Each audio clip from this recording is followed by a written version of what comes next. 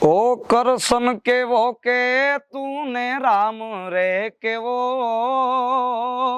आभ जेवा टेका पे भाई छो एवो खाली खोलिया जुदा ने जीव एक ज जेवो હું તારા જેવો ને તું મારા રે જેવો કાલો ગેલો ને વીરો કરણ જેવો ખાલી ખોલિયા જુદા ને જીવ એક જ જેવો કરશન કેવો કે તું ને રામ રે કેવો આભ જેવા ટેકા પે ભાઈ છો એવો ખાલી ખોલિયા જુદા ને જીવ એક જ જેવો હું તારા જેવો ને તું મારા રે જેવો કાલો ગેલો ને વીરો કરણ જેવો ખાલી ખોલિયા જુદા ને જીવ એક જ જેવો નાણા શું કરવા એ તો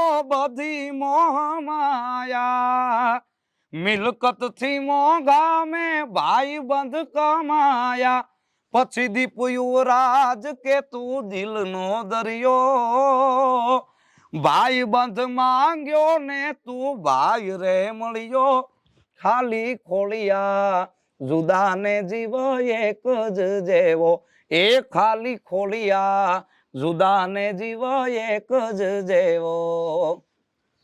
મિત્રો, ગુજરાત આખાનું દિલ જે ગીતે જીત્યું છે અને જેના અવાજના કારણે આખું ગુજરાત ગાંડું થયું છે એ પાર્થ ગઢવી મારી જોડે છે.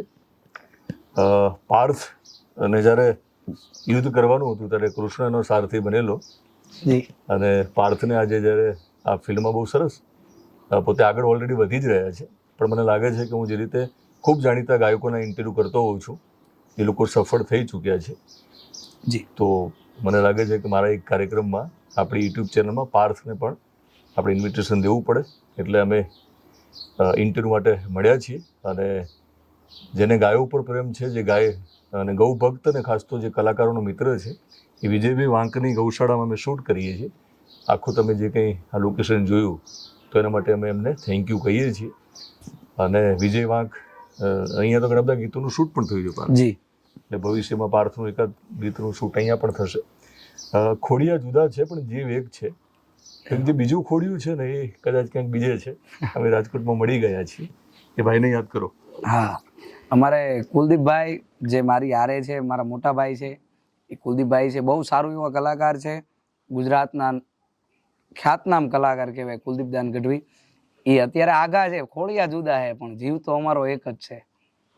એટલે ફરીવાર કુલદીપદાનને મળવાનો છું, એમની સાથે એક જુદો ઇન્ટરવ્યૂ કરીશું. આજે અમે બંને મળી જ ગયા છીએ તો મને લાગ્યું કે એક ઇન્ટરવ્યૂ થઈ જવો જોઈએ, તો નિરાતે બેસીને ઇન્ટરવ્યૂ કરીએ આપણે જી. ચાલો.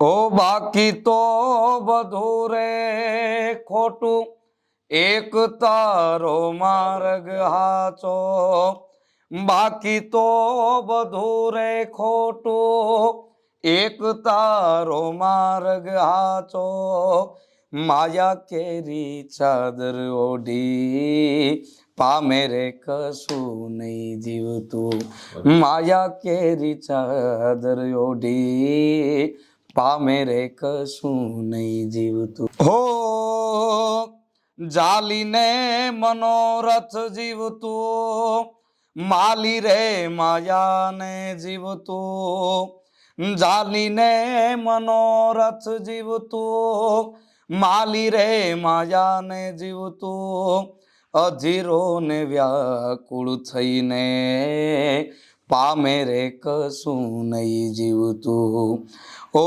અધીરો ને વ્યાકુળ થઈને પામે રે કશું નહીં જીવતું. તો બાકી તો બધું રે ખોટું, એક તારો માર્ગ હાચો, બાકી તો બધું રે ખોટું, એક તારો માર્ગ હાચો, માયા કેરી ચાદર ઓઢી પામે રે કશું નહીં જીવતું, ઓ માયા કેરી ચાદર ઓઢી પામે રે કશું નહીં જીવતું.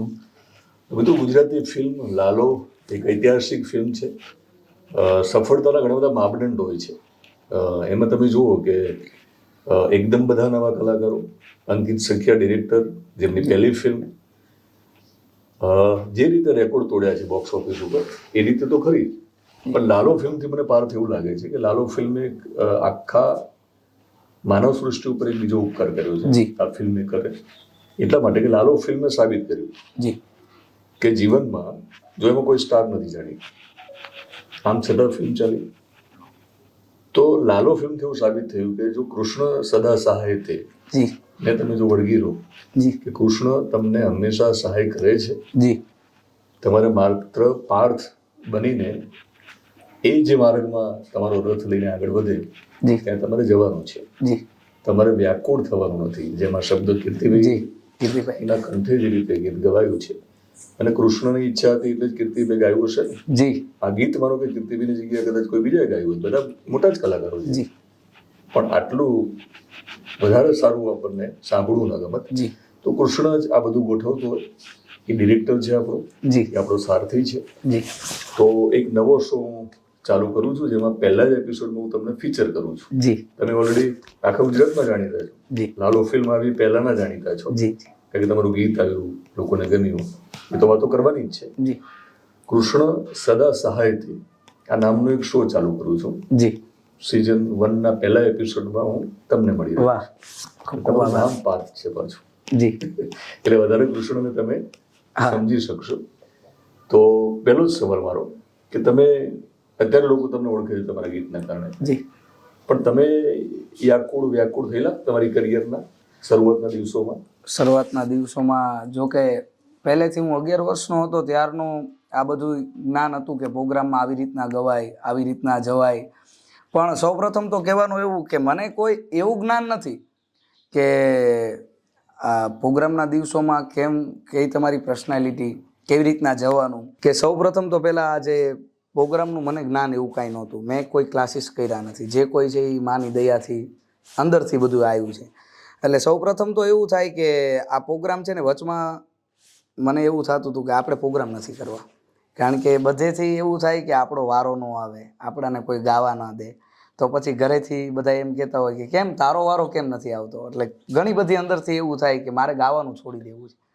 પણ ભગવતીની દયા હશે, માની મહેરબાની હશે, એની દયાથી જે કહે છે ને કે જે સાચું હોનું હોય એ તમે ગમે ત્યારે એને વેચવા જશો ને તો એનો ભાવ ડબલ થશે, એ ઘટશે નહીં. પણ પાર્થ એક સમય એવો આવ્યો, તમે કીધું એ પ્રમાણે, કે તમને કોઈ ગાવાનો મોકો ના આપે, તમારો વારો ના આવે. તો લાલો ફિલ્મના જે ડિરેક્ટર છે અંકિત સખિયા, તો અંકિત સખિયાએ મને 2021માં ઇન્સ્ટાગ્રામમાં મેસેજ કરેલો પાર્થ, 2021માં, કે દિનેશભાઈ મેં એક વેબ સિરીઝ બનાવી છે જેનું નામ છે પહેલા ગુલજાર, તો મને કે જોવો અને મને રિવ્યુ આપજો, તમને જે લાગે. એટલે મેં જોયું અને મેં કીધું જુનાગઢના લોકેશન લાગે છે, તો કે જુનાગઢના લોકેશન છે, અને લાલોમાં જે ફિલ્મ છે જુનાગઢમાં શૂટ થાય છે, વિચારો. તો 2021માં એ માણસે એની પહેલા સપનું જોયેલું, 2021માં એની સફર ચાલુ હતી, એનો માર્ગમાં એ ક્યાંક અડચણો, અને એ પણ વ્યાકુળ થતો હતો. અંકિતભાઈએ કીધું કે મારો વારો ના આવ્યો. અંકિતભાઈએ કીધું કે આ ફિલ્મ ઇન્ડસ્ટ્રીઝમાં ઘણા બધા એવા લોકો છે જેમને મને વારો જ ના આપ્યો, એકવાર તો વારો આપો, મને આવડે છે એવું કે. પછી નક્કી કર્યું કે કૃષ્ણએ કીધું અંદરથી, કૃષ્ણ સદા સહાય તે, કેમેરો છે ને, એક્ટર છે ને, ચાલુ કરી દે ને. એટલે એ જે વ્યાકુળ થવાની પરિસ્થિતિમાં તમે પસાર થયા, તો તમને લાગ્યું પછી એ વખતે તમે વ્યાકુળ થયા, તમને લાગ્યું પ્રોગ્રામ જ કરવા નથી, છોડી દઈએ, અને છોડી દીધું હોત તો શું, તો આજે અહીંયા ના બેઠા હોત આપણે, તમારું સપનું ક્યાંક અધૂરું રહી જાય. તો નામ તો નહીં લઈ શકાય, પણ બહુ જાણીતા કલાકારોએ તમારો વારો નતો આવવા દીધો. કે આપણે નામ નહીં લઈએ, પણ શું થતું? મારે સૌપ્રથમ એક તો વર્ષમાં એક પ્રોગ્રામ હોય, અને મારો પ્રોગ્રામ તો ન હોય કે મારું બેનર લાગ્યું હોય એવો. એક ભાઈને મેં વાત કરી કે કલાકાર છે, મોટો પ્રોગ્રામ છે, તો મને ચાન્સ આપો તો હું એક ગીત ગાઈશ, ખાલી 5 વાગે મારો વારો આપજો. 2-3 કલાકાર હતા, એમે ગાયું, બધાના રાઉન્ડ પૂરા થયા. પછી 5 વાગે પ્રોગ્રામ પતવાનો હતો, કોઈ પબ્લિક નહોતી, 10-15 જણા હતા. ત્યારે વાત કરી કે ભાઈને બેસાડો, તે જે કલાકાર ગાતા હતા એને મારું એનાઉન્સમેન્ટ નહોતું કર્યું. પછી ત્યાં મારો વારોય નહોતો આવ્યો ને ત્યાં હું ગાયા વગરનો ઘરે આવી ગયો હતો. કલાકારનું નામ લેવું છે? ના ના, એ જે હોય નથી લેવું, આપણે બિલકુલ નથી લેવું. તો એ પછીના દિવસોની વાત કરીએ. તમારો અવાજ સારો હતો, તમને લાગતું હતું કે તમને મોકો મળવો જોઈએ, નહોતો મળતો. આ બધું ચાલુ કર્યું કેટલા વર્ષ સુધી ચાલ્યું? આવું સતત 4 થી 5 વર્ષ ચાલ્યું. પછી હમણાંથી 3-4 વર્ષ એવા છે મારા જે ટર્નિંગ પોઈન્ટ આવે ને એ હું તમને લઈ જઉં છું. પણ આ સમયગાળા દરમિયાન એવું પણ થયું કે કોઈએ તમારું એનાઉન્સમેન્ટ કરવાની ફરજ પડી હોય, હા, પણ વ્યવસ્થિત રીતે રજૂ ના કર્યા હોય તમને દુનિયા સામે? હા, બન્યું છે. ભાઈનો રાઉન્ડ ચાલતો હતો, જે ખ્યાતનામ કલાકાર છે ગુજરાતના. એ ભાઈ ગાતા હતા અને એમની પછી મારો રાઉન્ડ હતો કે એમની પછી મારે ગાવાનું હતું.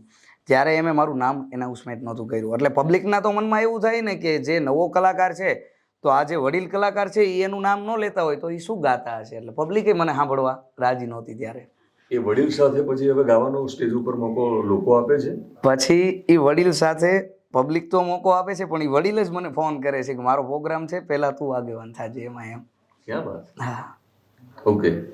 તો સાબિત થઈ ગયું ને? સાબિત. કૃષ્ણ સદા સહાય.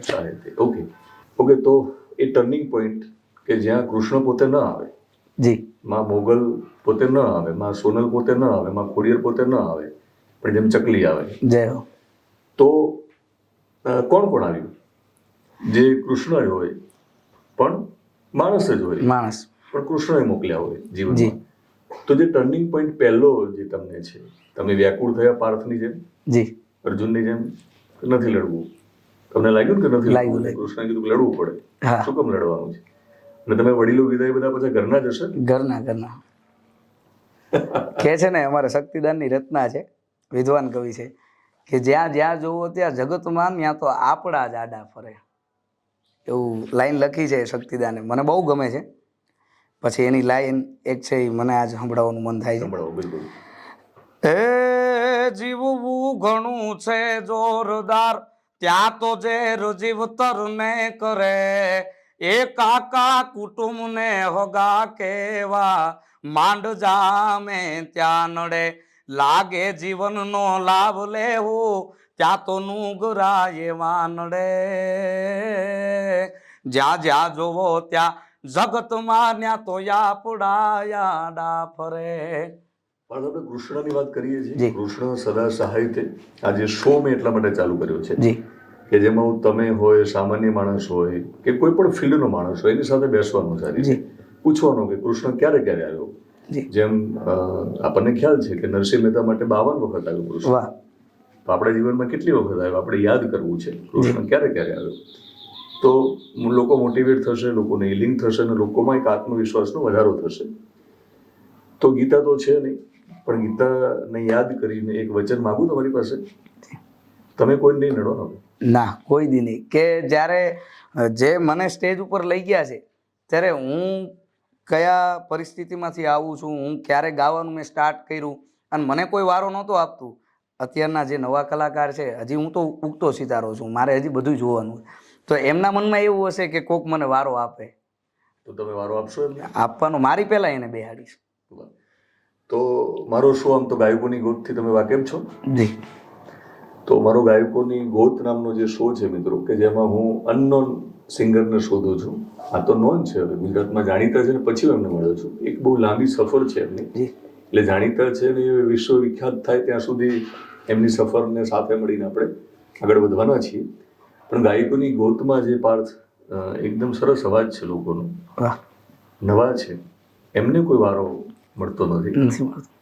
તો એવું નથી કે હું કહું એટલે દર વખતે શક્ય બને, પણ શક્ય હોય તો હું આપને રિક્વેસ્ટ કરું તો એ લોકોને જ્યાં જ્યાં જરૂર લાગે ત્યાં આંગળી પકડીને એકવાર સ્ટેજ ઉપર લઈ જજો.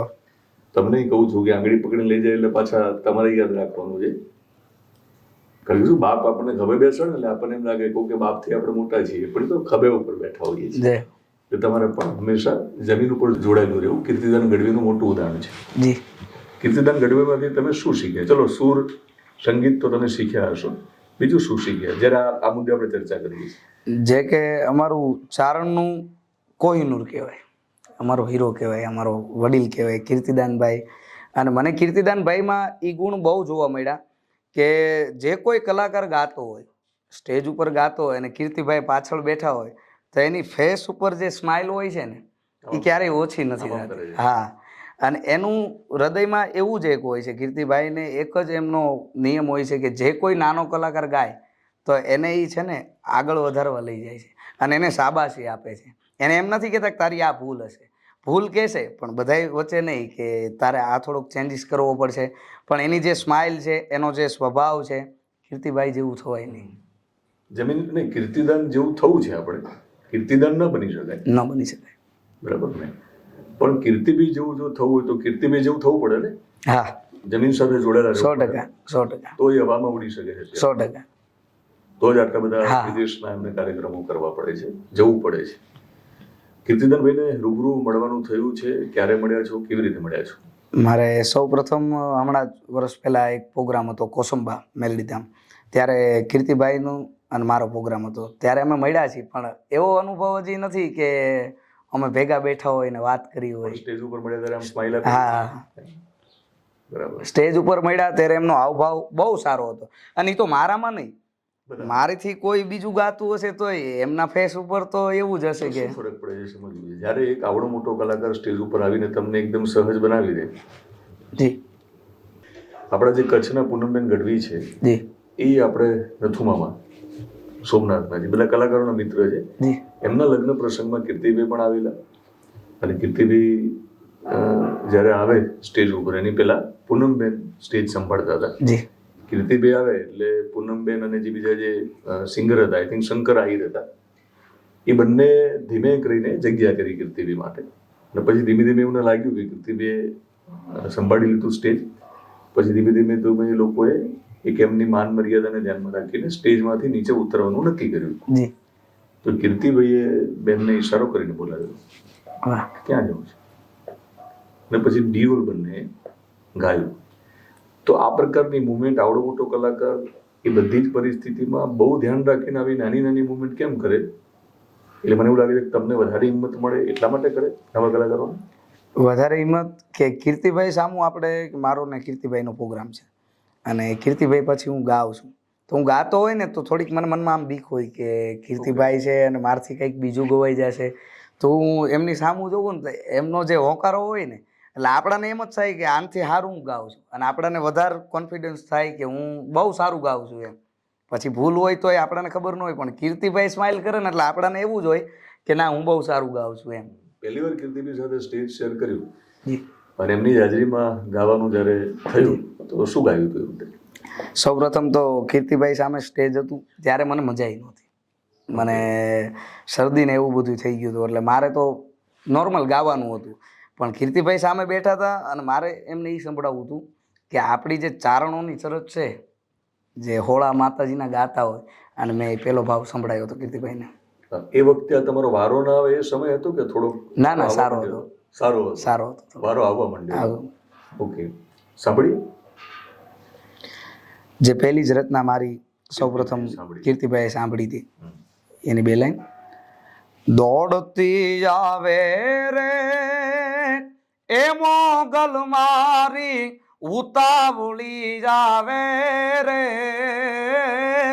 આજ મને દુઃખ પડે ત્યાં તો દેવળેથી માડી, આજે દોડતી આવે રે, પછી હાથ સાંભળજે મોગલ, હાથ સાંભળજે રે એ માડી, મારો નાદ સાંભળજે રે, મારા વાલબાઈના ઘટની એ માત મોગલ મારો, આજે નાદ સાંભળજે રે. તો પાર હવે ટર્નિંગ પોઈન્ટમાં જઈએ પાછા. જી. અને પહેલા તો એક સવાલ કરી લો, આમ તો તમને લોકો ઓળખતા હશે, પણ તમારું ખોડિયું એટલે પૃથ્વી પર તમે આવ્યા જી, અને પછી આપણે ખોડિયા તરીકે ઓળખતા થયા. ક્યાં જન્મસ્થળ કયું? મારું જન્મસ્થળ ઢાકણિયા છે, હેમુભાઈ ગઢવી. વાહ. મારા મોટા બાપુ થાય છે, મારું જન્મસ્થળ છે. એટલે વારસો તો ક્યાંક મળ્યો છે, ન ખબર પડતા. હા. સફર અને સંઘર્ષ તમારો છે. હા. પણ ન ખબર પડતા કે હેમુદાન ગઢવી એમનો વારસો. અને તમે બહુ મોટા સિંગર જયારે બની જવાના છો, મને કોઈ શંકા નથી, ત્યારે મને લાગે એ પણ રાજી થશે જ્યાં હશે ત્યાં. બને ને Sure. મેં ભલે ન જોયા હોય, જી ન સાથે રહ્યા હોય, એક એ વિશેષ મને લાગે પછી એવું બનશે કે ભાઈ હેમુદાનભાઈને જ્યારે યાદ કરતા તો એવું પણ બને ને કે પછી તમારા બંનેના કારણે તમારું ગામ ઓળખાય. જી ઓકે, એના માટે કૃષ્ણ મદદ કરતો હોય છે. જી જી તો એ સમજાવો કે પહેલો ટર્નિંગ પોઈન્ટ ક્યારે અને કૃષ્ણ કેવા રૂપે અને કયા નામથી આવ્યો? પહેલો ટર્નિંગ પોઈન્ટ મારો વારો નતો આવતો ત્યારે હો. હા, જ્યારે વારો નહોતો આવતો ત્યારે તો મને એવું થતું હતું કે પ્રોગ્રામ બંધ કરી દેવા છે. પછી સૌપ્રથમ મારું ગીત આવ્યું મોગલ આવે વારે, એ મારું બહુ લોકોએ વધાયું, 2 મિલિયન પહોંચ્યું. પણ ત્યારે એવું થતું હતું કે હું બાળ કલાકાર છું, જે સાંભળવાના છે એ મને બાળ કલાકાર તરીકે સાંભળશે, તોય મોટા સ્ટેજ ઉપર તો મારો વારો આવશે નહીં. પછી 3 વર્ષ પહેલાં હું સૌપ્રથમ મોગલધામ મુદ્રાઈ ગયો, કે જ્યાં અમારે રામભા ગઢવી છે, જેને મોગલ વેણે વાતું કરે છે. અને મને એક ચારણ અમારા વિદ્વાન છે મેં કીધેલું હતું કે જ્યારે તું 5-10 જણા વચ્ચે ગાઈશ ને તો તારો સિતારો નહીં આવે, કે તને 5-10 જણા સાંભળશે એમ. પણ જ્યારે તને જૂના થડાવાળી મળી જશે ત્યારે તને આખું જગ સાંભળવા આવશે. જો એકવાર એને સંભળાઈ દઈશ ને તો મેં નાભીવાળો નાદ કરીને મોગલને બોલાવી અને બોલાવીને મને ખમવા મળી ગઈ. ત્યારે મને એવા વેણ કીધા હતા, મને હજી યાદ છે કે આ થઈને 2 વર્ષ જવા દે અને એ કે તારા ઘરે ઘરે ગીત વગાડું ને તો હું વાલબાઈની મોગલ. અને પછી મારે એની કૃપા થઈ ગઈ. એટલે મોગલ વારે આવી. હા, મોગલ વારે પહેલું જ ગીત મારું મોગલ આવે વારે અને મોગલ જ આવી વારે એમ. મોગલ વારે આવી, કૃષ્ણ વારે આવ્યો. કૃષ્ણ વારે. કૃષ્ણે રામને મોકલ્યો. જી રામ શબ્દ હા ટૂંકારો છે પણ પ્રેમ છે. હા પ્રેમ છે. બાકી આપણે એમને તમે જે વડીલને યાદ કર્યા છે એમનું આખું નામ મારે બોલવું જોઈએ, પણ રામ નાનું નામ છે પણ વિશ્વ માટે મોટું નામ છે. જી વારે આવી હતી અને જે ગીત તમે પેલું ગાયું હતું હા, એ સંભળાવો. મોગલ આવે વારે, મોગલ આવે વારે, મોગલ આવે વારે, આ મોગલ આવે વારે, તને દુનિયા હુંડારે, જેને ગાયમાં ઉગારે, આ દુનિયા હુંડારે, જેને ગાયમાં ઉગારે. 21 દિવસ નું કીધું હતું ને? હા ઓકે, તો લાલો ફિલ્મમાં પણ એવું થયું જી કે શરૂઆતના દિવસોમાં તો માત્ર 2 શો જ મળ્યા, જી એકડો પણ પાછળ ન લાગે, 21 શો નતા થતા. છેલ્લે એવી પરિસ્થિતિ હતી દરરોજના 2100 શો થયા જી એમ ગુજરાત આખામાં. તો 21 દિવસ પછી શું થયું? 21 દિવસ પછી સીધી મારી શરૂઆત કે મારું બીજું સોંગ આવ્યું, જગથી નોખો તારો દહકો લાવે. એ સોંગ એટલા માણસોએ મારું વધાયું કે એ 1 મિલિયન બહાર છે. અને જે અમારા ચારણ પરિવારમાં બધાએ લોકોએ વધાયું છે અને બધાને ખબર પડી કે ના ના આપણા ચારણ સમાજમાં એક નાનો એવો કલાકાર પાર્થદાન પણ છે. તો પણ તમે માર્ક કર્યું, પહેલા તો સરસ ટાઇટલ તમને ક્યાંક મને લાગે મદદ કરી રહ્યો છે. જી મોગલ વારે આવે, જી શરૂઆત એટલે એક પ્રકારની રજ હતી, તું આવજે વારે. પછી બીજું શું હતું? દહકો લાવવાની વાત. દહકો ત્યાં રિક્વેસ્ટ કરી તમે, જી એ સાંભળી. ઓ જે દિનો તાજોગ જારના તે દી જમાનો જાકાર તો પણ મારા રામના વેણે વેળાવાળી આપ્યું તે પારમાં અને જાકારવા વાળા જોતા રહી ગયા આને કોનું જોર છે. પણ કુલદીપ કેન કેજો કે વાલબાઈની મોગલ મોર છે, રૂડાની મેલડી મોર છે, આઈ મોગલ ને દેજે ને ગવાજ રે, મટી જાહે તારા આ બધા મૂંઝવણ ના માર રે, એ રામની રે મોગલ આવે, જગથી નોખો તારો દહકો લાવે. તમારા ગીતમાં રામ તો આવે જ છે. રામ આવે. હે ને? તમારું જે છેલ્લું ફેમસ થયું છે ગીત આપણું, જેના કારણે આપણે મળ્યા છીએ, એમાં રામ આવે છે. હા ઓકે, કુલદીપને તો આપણે યાદ કર્યા હતા, હજુ યાદ કરવા છે. આ પછી મારું કે બીજું સોંગ આવ્યું તો પાછું બધું સરળ ના હોય. કૃષ્ણ તો વચ્ચે પરીક્ષા કરે, માતાજી પણ કરે પરીક્ષા, તો કેવી પછી વચ્ચે પરીક્ષા થઈ? પછી સોંગ આવ્યું પછી તોય મારા પ્રોગ્રામ ઠીક થતા હતા. કે મને પહેલા એવું નહોતું કે મારે પૈસાથી પ્રોગ્રામ કરવા છે, પણ મારે નામ હાટું કે મને નામ મળે. પણ આમ છતાં જ્યારે નામ નહોતું અને કામ મળવાનું થોડું શરૂ થયું ત્યારે પહેલા પ્રોગ્રામના કેટલા પૈસા મળે? સૌ પ્રથમ પહેલા પ્રોગ્રામના મને 251 રૂપિયા આપ્યા હતા. એ 251 મને પેટ્રોલના આપ્યા હતા. હું હોન્ડા લઈને ગયો હતો, અને અત્યારે મારી પરિસ્થિતિ તો માની દયાથી થોડીક રાગે છે, બાકી તો પહેલાંય પરિસ્થિતિ એવી હતી. સૌ પ્રથમ પ્રોગ્રામમાં મને 251 રૂપિયા આપ્યા હતા અને એ મારો પ્રોગ્રામ હતો તુરખા હતો. એ બહુ મને લાગે તમારા માટે બહુ કિંમતી હશે. હા, કિંમતી. હા. એટલે એના મને લાગે હવે જેટલી પણ ફી થાય તમારી વધારે, પણ એ વધારે તમને યાદ આવશે. કાંઈ નહીં. ઓકે, પછી શું એક સમય આવ્યો વચ્ચે, આપણે પાસે સ્ટ્રગલ નહીં યાદ કરીએ. જી. 2 ગીતો આવી ગયા, જી. લોકો બોલાવવા માંડ્યા, આમ છતાં કઈ અડચણો પછી વચ્ચે ચાલુ રહી?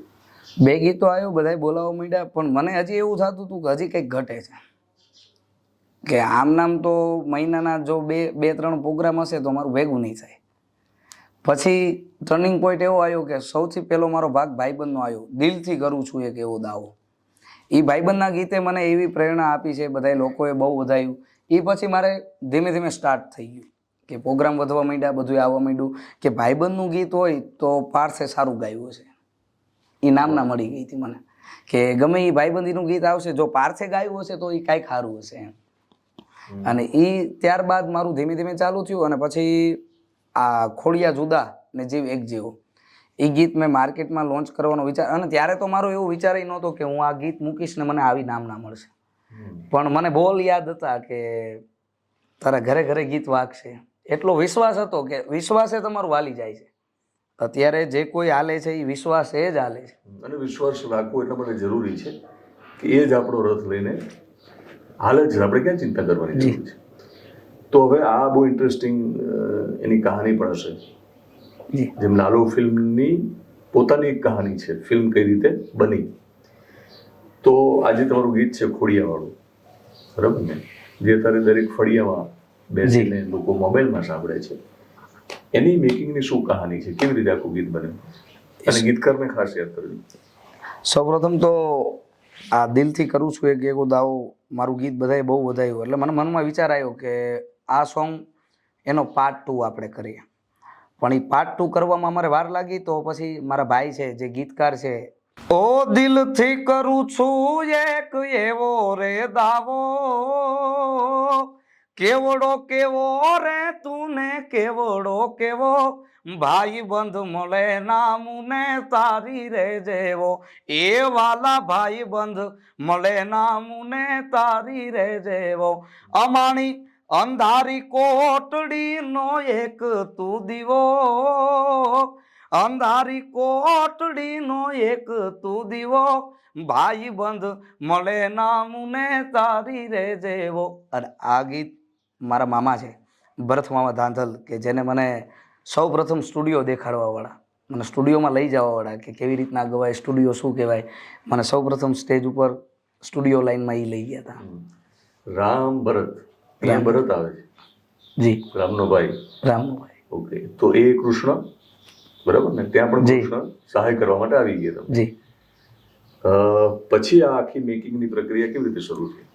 પછી મનમાં વિચાર આવ્યો, એટલે મેં અમારા ભાઈ છે જે રત્નાકાર દીપ યુવરાજ ચારણ છે, બહુ બધા સારા ગીત લખ્યા છે એમ, અને બહુ સફળતા એમને મળી છે.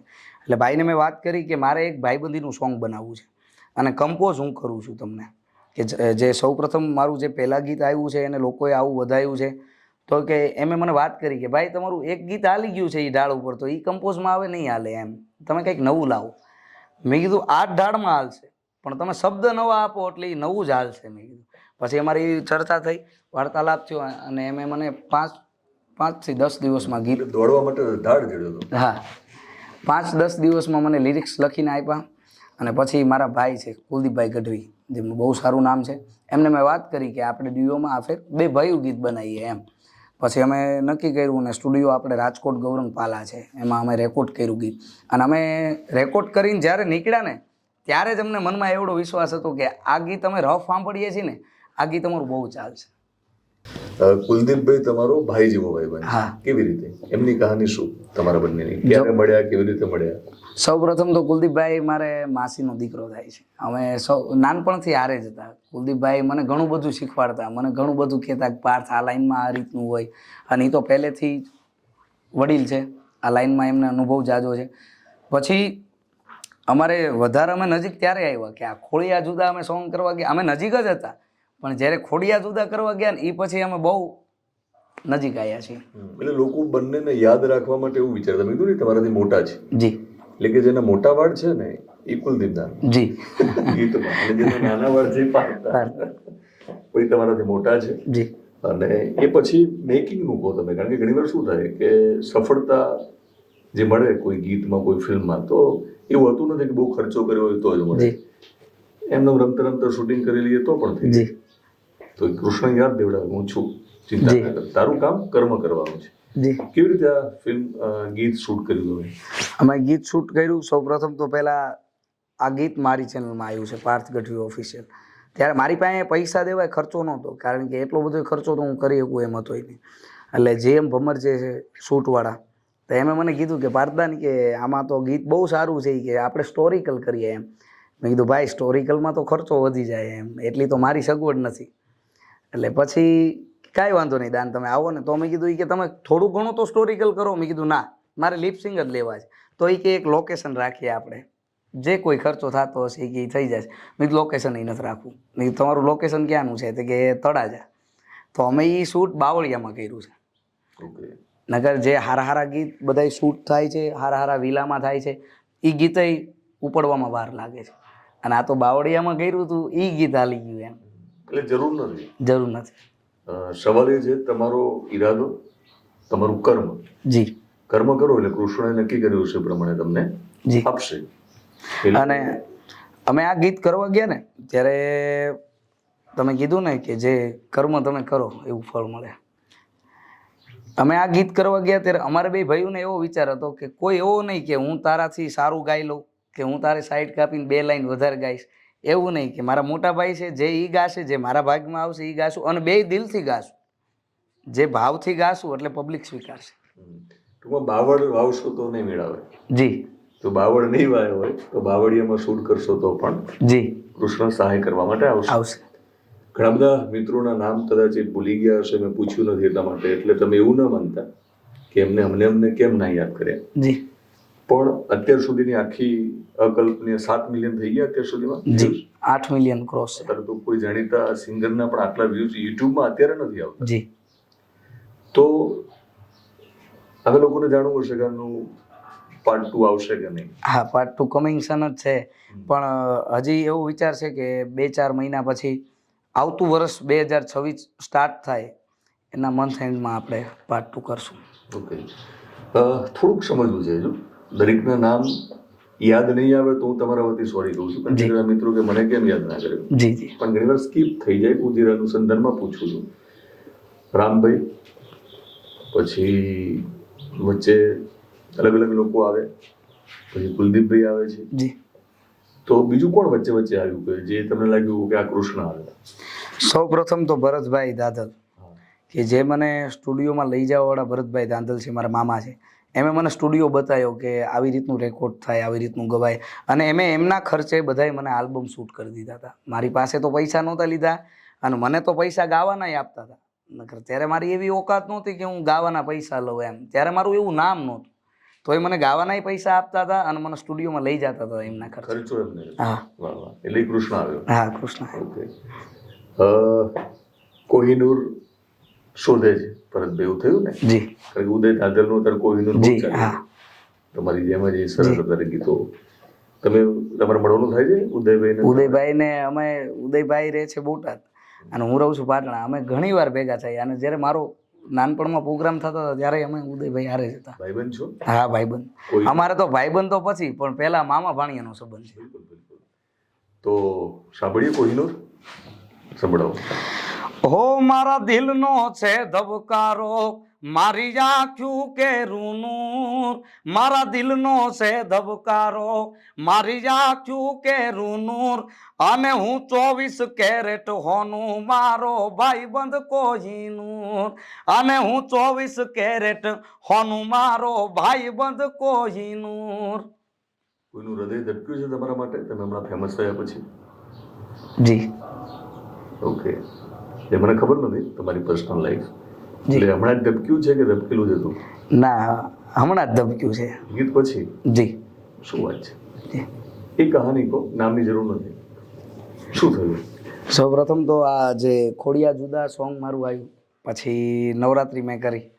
એટલે એક અમારા ક્લોઝ છે, અને જો કે હજી તો મારી ઉંમર નાની છે, તો અમારે ઘરેથી બધાને વાત થઈ છે, અને હવે ટૂંક જ સમયમાં અમારી સગાઈ એન્ગેજમેન્ટ પર થવાની છે. એટલે પહેલી વાર એમને તમને ક્યાં સાંભળે? પહેલી વાર મને સાંભળતા તો નાનપણના હતા ઈ, કે જો હું મોગલ આવે વારે મારું પહેલું સોંગ છે તોય સાંભળતા હતા. એવું પણ કીધું તમને? હા, ઓકે. પહેલું સોંગ મને એમ સ્ક્રિપ્ટ દેખાડી હતી કે હું પહેલેથી તમારા સોંગ સાંભળું છું. એટલે ટૂંકમાં તમને ત્યાં ફળ્યું. જી, એટલે બે ખોડિયા પાછા અહીં એક થવાના છે, એક થવાના. એક જીવ થવાના. જી, એમના માટે શું ગાવું છે? એમની માટે મારું સૌ પ્રથમ લવ સોંગ આવ્યું હતું. એની જ એક લાઈન છે, સેડ સોંગ, પણ મને બહુ ગમે છે. એ જે પહેલી મુલાકાત ને એ જે સોંગ શક્તિદાને લખ્યું છે, એની 2 લાઈન. હો નજરું ના બાણ એવા મારા ઊંડા દિલમાં, મુર્શિદ કીધો મને ભરી રે મહેફિલમાં, જીવવા મરવાના જીલ્યા કોલ જીવતરના, આજીવન રહેશું ભેળા તું ને હું એક જીવમાં, તારી સાથે જિંદગી હવથી હવાઈ, તારા વિના મારી આ જિંદગી નકામી. તમે જીવનભર એક જીવ થઈને રહો. જી. એના માટે ભગવાન કૃષ્ણને પ્રાર્થના કરું છું, જી. માં મોગલને પ્રાર્થના કરું છું, સોનલમાને પ્રાર્થના કરું છું, બધાને પ્રાર્થના કરું છું. જે મારા યુવરાજભાઈ છે એમે મને લખીને આપ્યું હતું, મેં કમ્પોઝ કર્યું હતું. હો રૂપાળા એવા લાગો લાગે ચાંદલિયો રે ઝાખો, રૂપાળા એવા લાગો લાગે ચાંદલિયો રે ઝાખો, એ મારા મનના મેના રાણી પરિયોથી પ્યારા લાગો. મારા બેનનું નામ એમને એટલા માટે બોલાવતો નથી, એ પણ એક સરપ્રાઈઝ હોવું જોઈએ. જી. બરાબર ને? અને એ જ્યારે એકબીજા સાથે જોડાશે ત્યારે હું એમને બંનેને એક સાથે બેસાડીને ઇન્ટરવ્યુ કરીશું. હવે બરાબર ને? એ અત્યારે ઘણી વાર શું થાય, તમારી સફળતામાં ઘણા બધા લોકો છે, જી, તો ન ખબર પડતા ક્યાંક એ પણ હશે. તમે ભલે હવે મળ્યા હોય, જી, પણ તમે જે કદાચ જો ગમવા લાગ્યા હશો એમને, જી, તો એમને પણ કદાચ એમની કુળદેવીને એમને પણ ભગવાનને પ્રાર્થના કરી છે કે આને જરા થોડું જાણીતો કર, તો મારે ઘરે કેવું હોય તો કહી શકું જી. કે શું કામ મારે પરણવું છે. તો મિત્રો, જ્યારે એ બંને એક જીવ થવાના છે, ત્યારે આ બંને મળેલા જીવને આપણે મળવાના છીએ. જી, એક સરસ ઇન્ટરવ્યુ સાથે મળીને કરીશું. જી, એમને પણ એક સપનું જોયું હશે. અને ઘણી વાર કહે ને, તમે 2 પ્રકારના આપણા મન છે, એક અર્ધ જાગૃત મન છે અને એક જાગૃત મન છે. તમને ખબર છે? તો અર્ધ જાગૃત મનને તમે સૂચના આપો અને તમારી આજુબાજુના તમામ મિત્રો પરિવારજન સૂચના આપે કે આને સફળ કરજો, સફળ કરજો, તો એમને કંઈ કીધું હશે. જી, એ સફળતા તમને મળી છે. ઘણી બધી વાતો કરી છે. કૃષ્ણ સદા સાહિત્યના પહેલા જ એપિસોડમાં આપણે મળ્યા છીએ. જોવાનું કંઈક રહી જતું હોય, મેં પૂછ્યું ના હોય તો શું કહેવું હોય તો? બસ આમાં તો કહેવાનું એટલું જ છે કે હું જે જનરેશનમાંથી આવું છું, કે જે મારી પરિસ્થિતિ પહેલાં હતી, કે કોઈ પણ કલાકાર હોય, જે આપણે કહે છે ને, આપણી ગાડી જતી હોય તો ખાડા અને બમ્પ બહુ આવે છે, પણ મારું માનીએ એવું છે કે એને તારવીને જવા દેજો, ક્યાંય ઊભી નહીં રાખતા. ઊભા રહેશો, જો હારી જશો તો તમારથી કાંઈ નહીં થાય, પણ એક જૂના થડાવાળી ઉપર વિશ્વાસ રાખીને તમારું ગાડું હાલ્યા રાખજો અને મહેનત કર્યા રાખજો, તો તમે સફળ થાશો, પબ્લિક સ્વીકારશે. એટલે ટૂંકમાં તમારા જીવનમાં મને લાગે, હું સમજ્યો ત્યાં સુધી ઓછામાં ઓછા 5 થી 7 વખત કૃષ્ણ આવ્યા. હા, અલગ અલગ વ્યક્તિના હા, રૂપે હજુ પણ આવશે. જી, નરસિંહ મહેતા માટે 52 વખત આવે. જી, બરાબર ને? તો ભવિષ્યમાં પણ કૃષ્ણ આવે, મોગલ તમારા વારા આવે, એના માટે પ્રાર્થના કરું છું. મિત્રો, પાર્થ ગઢવી સાથે આપણે જે કંઈ વાત કરી, તો એક તમને પથ મળશે. જો તમે આ પથમાં નવા હોય તો તમને ઘણું બધું એમાંથી શીખવા મળવાનું છે, અને જો તમે એમના ચાહક હોય તો તમને ઘણી બધી અજાણી અને નવી વાતો જાણવા મળી છે. હું બોલવાની મારી વાત સાથે પૂરું કરું તો એ થઈ શકે બીજા વિડીયોમાં, પણ ગાયક હોય ને મને લાગે એમનાથી જ પૂરું કરીએ, તો તમે ગમતી કોઈ પણ બીજી રચના સંભળાવશો ને આપણે ઇન્ટરવ્યુ પૂરો કરીશું, પછી હું બોલીશ નહીં. આપણા ભાઈબંધની જે છેલ્લી લાઈન છે એ તમને બધાય મારા ભાઈબંધ મિત્ર માટે 2 લાઈનમાં યાદ કરું. ઓ નાણા શું કરવા, એ તો બધી મોહ માયા, મિલકતથી મોંઘા અમે ભાઈબંધ કમાયા, પછી દીપ યુવરાજ કે તું દિલનો દરિયો, ભાઈબંધ માંગ્યો ને તું ભાઈ રે મળ્યો, ખાલી ખોલિયા જુદાને જીવો એક જ જેવો એ તારે મારે તો જીવમાં એ જીવ મળેલો. Thank you.